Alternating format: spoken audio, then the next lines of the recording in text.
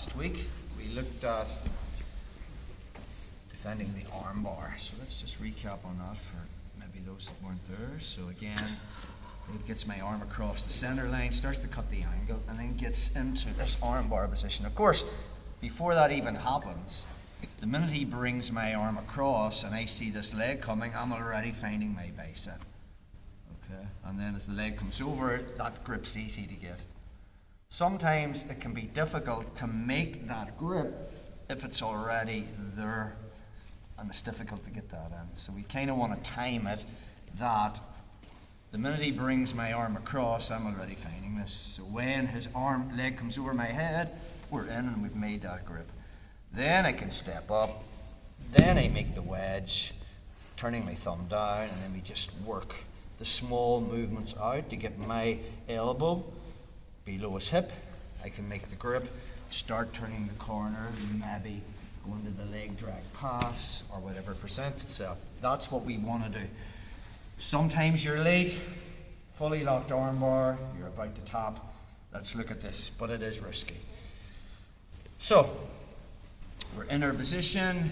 David goes for the armbar and he's already got his two legs over. First thing I'm thinking about is my elbow's in his belly.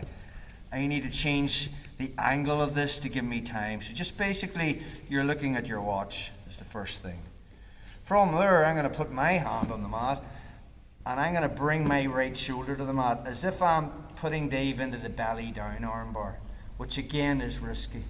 So from there, I'm trying to bring my right shoulder to the mat. We end up here, okay? Now what's going to happen is, if I decide to roll over, I'm just going for your basic cartwheel, and I haven't removed this leg, this is what's going to happen. As I step over, Dave goes over, and we're back into the armbar from the Juicy Gatami position. So we need to clear the top leg.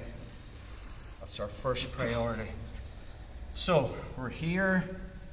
The minute Dave gets my arm across, we end up in the armbar position. I couldn't find my bicep. I'm already turning my thumb down just to give me time. I'm going to put my hand on the mat and I'm trying to put my right shoulder on the mat over here. As I do that, I'm turning David into the belly down armbar position. So from there, I'm going to put my weight. Okay, so my right shoulder is driving into the back of his left hamstring.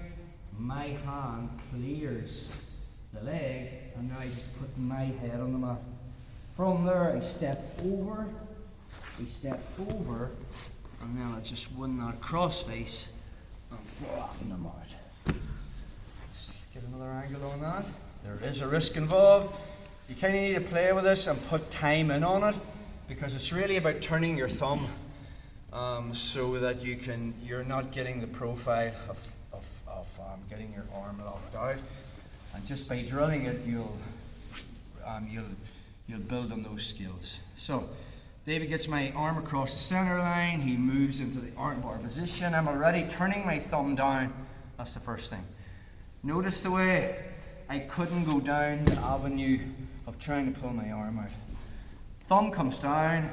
I'm bringing my right shoulder towards his head, putting my hand on the mat, and then I start to spike him with my shoulder. From there now, I need to clear this leg. Can't have it over here. If I put my head on the mat with this leg still in my head, when I hop over, he's just going to take me down. So I'm pushing this down, and then I put my head on the mat.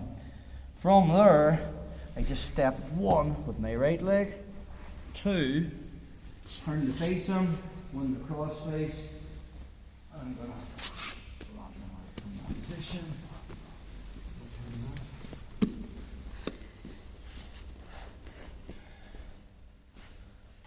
So, he gets my arm across the center line, we move into the armbar position, just turning that thumb. Okay? Hand will go on the mat for base. I start to bring my head over, and now I'm still rotating that thumb. Anytime I feel that he's got a bite of my elbow facing his belly, that's not a good thing. So I'll put pressure on him, I remove that leg that was high, I stuff it, then I can put my head on the mat. I keep turning my thumb. From there I step over 1, 2, Wouldn't the crossface. Flatten them out from there. Okay, so let's play around with that.